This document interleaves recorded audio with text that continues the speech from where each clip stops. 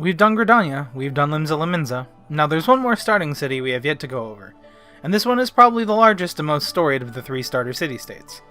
It might not have the calm, cozy feel of Gridania, or the buzzing public activity of Limsa, unless you count the quicksands. But story-wise, I'd say this large settlement in Thanalan has its fair share of lore, history, and culture. Hello, I'm the Saldexarch, and today we're going to be talking about Ul'dah. Much like the other 2 city-states, Ul'dah gets its start in the 6th Astral Era. Well, kind of. The civilization that would become Ul'dah was founded in 737 by the Lalawafu descendants of the former nation of Monarch, which collapsed during the 6th Umbral Era. Since Monarch had played a role in triggering the 6th Calamity due to the excessive use of dark magic and tampering with the void, Monarchy mages were ostracized and driven into hiding during the Umbral Era that followed. However, by the time the 6th Astral Era rolled around, much of those fears had been forgotten, and the keepers of the Monarchy arts were able to settle in Thanalan, using their magic to find water flowing underneath the otherwise barren desert. What started as a simple town built around a single well became a thriving desert nation known as Baladia. Baladia thrived in peace for over 2 centuries before Sarantuya, the then reigning sultan, came down with a deadly illness in 964. With the current ruler on his deathbed, his twin sons, Sasagan and Lalawafu, both had a claim to the throne, and neither would yield control to the other. Instead, both amassed an army of troops who were loyal to them, sparking a fierce conflict that would literally consume the entirety of Baladia. When the Sultan finally kicked the bucket in 969, you'd think that maybe the situation would have been resolved, or the death of their father would have, sparked something in the 2 sons to reconcile their differences, and once again work to reunite their nation. But no, they kept fighting. In fact, at that point there was such a fierce civil war between the 2 factions of Baladia that the nation was literally torn in 2, with each brother founding their own cities in Thanalan. Lalawafu founded the city of Ul'dah, and Sasagan founded the city of Ul'dah. Considering one of these cities is still around and the other one isn't, I'm pretty sure you guys know where this is going, but let's discuss it anyway. Despite having split off into 2 distinct cities, tensions between Ul'dah and Ul'dah remained high, with both cities getting into constant conflicts. They remained at odds with each other for centuries, but neither gained the upper hand over the other, and they just barely managed to scrape by with minor conflicts rather than an all-out bloody war. At least until King Lalawafu takes center stage. In 1159, Lalawafu, the king of Ul'dah, began enacting laws to save Ul'dah's struggling economy. Now, this sounds innocent enough at a glance, but the way he did this was to enact flood control laws that allowed Ul'dah to siphon water from the upper parts of Ul'dah's water source. Ul'dah hailed Lalawafu as the King of Springs, but little did they know that his actions would severely backfire. Tensions between Ul'dah and Ul'dah were never great, but Lalawafu basically just threw fuel on the proverbial fire. This all came to a head in 1177, when a drought hit Thanalan hard. Even with Ul'dah effectively stealing the Ul'dah water source, both cities were struggling. Either triggered by the drought or just a really poorly timed coincidence, Lalawafu managed to die of illness during this time, leaving Ul'dah vulnerable and the seething Uldahns in a prime position to take advantage of the power vacuum and confusion Lalawafu's death would cause. They amassed a large army and sought to take back control over their water source, which was more crucial than ever in the harsh drought. However, Ul'dah wasn't quite as uncoordinated as the Uldahns had hoped, with the Ul'dah elites amassing their own army to meet Uldah's. This sparked a fierce, bloody conflict that lasted many years, with neither side able to gain the upper hand or willing to back down.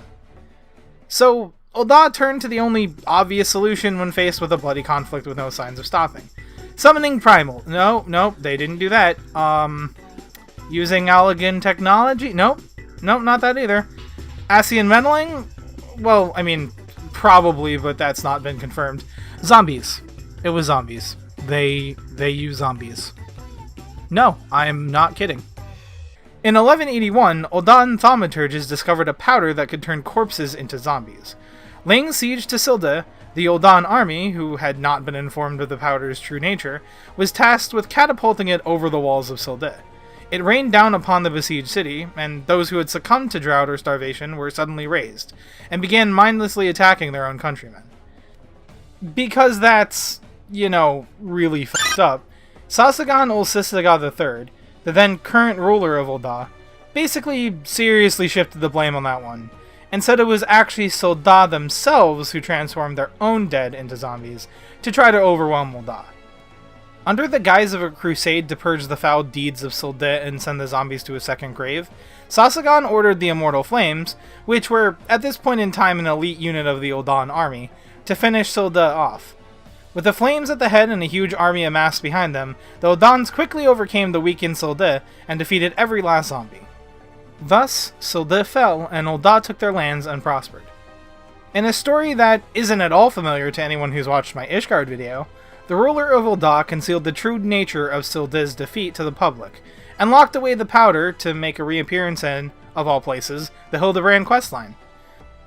Unlike Ishgard, however, rather than taking 1,000 years for the truth to come to light, it actually only took 40, when the Heer Baldur Thorn, who possessed noble blood, learned the truth and charged the still-living Sasaghan for his crimes.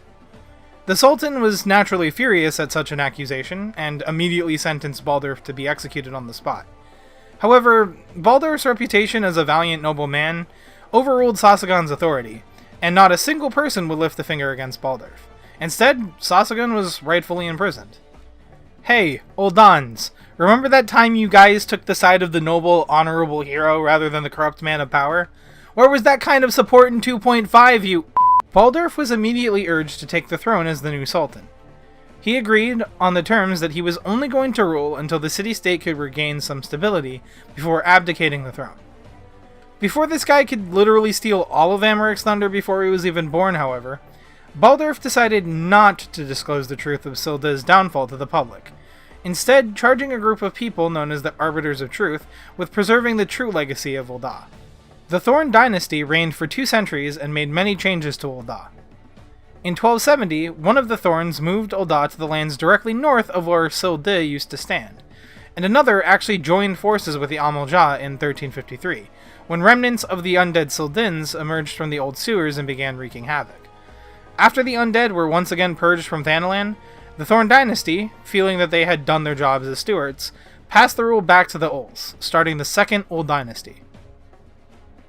With the last remnants of Ul'dah and their own dark history buried, Ul'dah quickly gained control of most of Thanalan, only impeded by their continued conflicts with the Amalj'aa. It was at this point that they began to establish themselves as a significant power in terms of both craft and trade.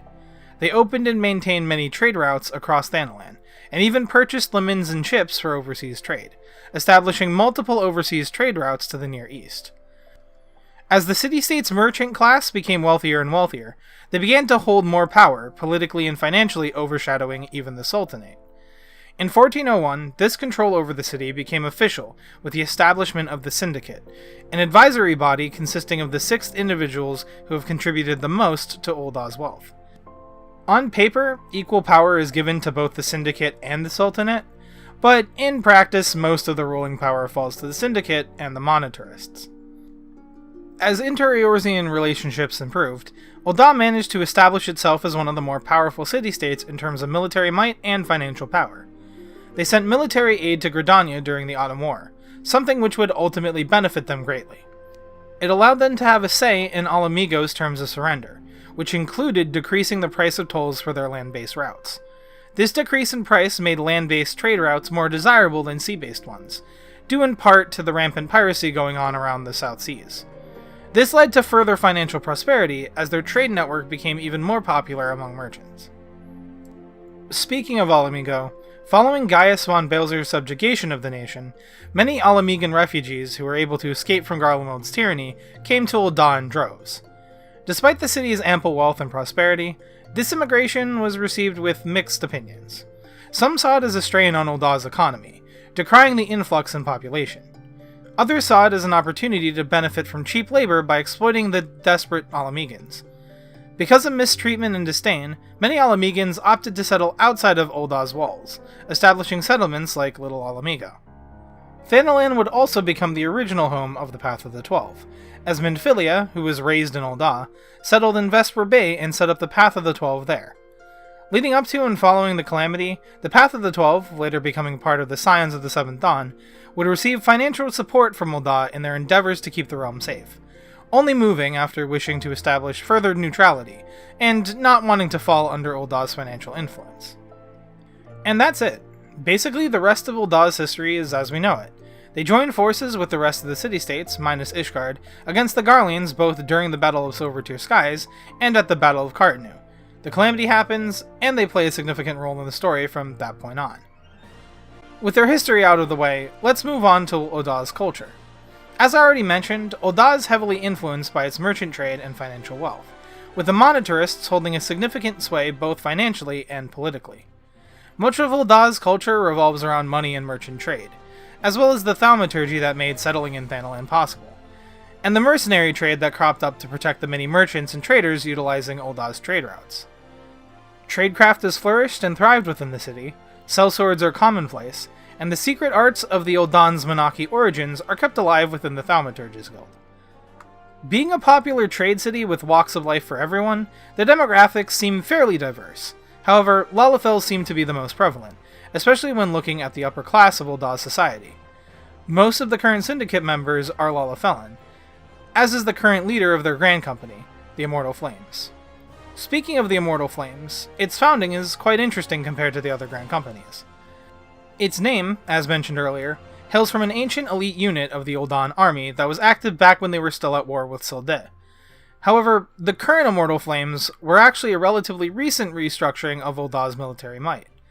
Prior to these changes, much of the city's forces were mercenaries, with the most infamous group being the Brass Blades, who were pretty much the monetarists' personal private army, and a small number of Sultansworn, loyal guards tasked with protecting the royal palace. This all changed when Rauban al-Din entered the scene. Rauban was originally an Alamegan refugee who was captured under suspicions of being a Garlean spy. He was wrongfully accused and sold to the Colosseum, where his combat prowess and mastery of Alamegan bladework led to many victories, endearing him to the audience. He also endeared himself to the Sultana, Nanamo ul-Namo, who pardoned him for his false charges. In doing so, Rauban was awarded his freedom and was now entitled to all his previous and future winnings in the Colosseum. He was so moved by her actions that Rauban swore eternal loyalty to Nanamo then and there. Rauban continued to fight in the Colosseum until he had amassed 1,000 victories, awarding him enough money to buy the Colosseum outright, an act which earned him a seat on the Syndicate. Now in a position of political power, Rauban made good on his oath of loyalty to Nanamo. Seeing the sorry state of Ul'dah's military, Rauban proposed the formation of the Immortal Flames, a grand company that would sit under his direct command, adding much-needed structure to the otherwise unruly mercenaries that they had been relying on up until then. It would also put more power back in the hands of the Sultana, as he was fiercely loyal to Nanamo, unlike the Brass Blades who answered to the monetarists. In the end, the Syndicate would begrudgingly approve the formation of the Immortal Flames, seeing the need to bolster Ul'dah's military power. And that's about it for Ul'dah. Now, Ul'dah is definitely a lot bigger in size and scope than most of the other city-states I've gone over before, and I definitely know I glossed over and left out some details, but I think stopping here makes for a good overview, and I don't want to bog down this video with details that I should probably save for their own topics. Also, I am aware that this video is horrendously late. It's been on my back burner for a while, but I've just been insanely busy lately. You might have already noticed from both the last short video I posted and the video right now, but I've become a VTuber. That also involves setting up a lot of stuff and, of course, making my own model. In addition to that, I've been putting a lot of effort into streaming, and I've been doing some other stuff behind the scenes, and I also recently got a new job. Adjusting to all of that and trying to juggle it has been absolutely insane, so this video kind of kept getting pushed back. Don't be surprised if uploads slow down a bit on this channel. I really don't want to do that to you guys, and I love making these videos, but I'm finding my time more and more limited these days, and I definitely want to put my focus on streaming for the time being. Don't worry, that isn't to say I'm going to stop making these videos, but just know they already take me quite some time to make, and with my time spread as thin as it is already, it might be a bit between uploads. I hope you guys understand. In the meantime, feel free to check out my Twitch channel, where I'll be streaming every week. With that being said, I hope you guys enjoyed the video. Like this video if you did. If you have any questions, suggestions, or comments, be sure to drop them down below, and subscribe if you want more Final Fantasy XIV content from me. Thank you guys so much for watching, and I'll see you all in the next one. Peace out.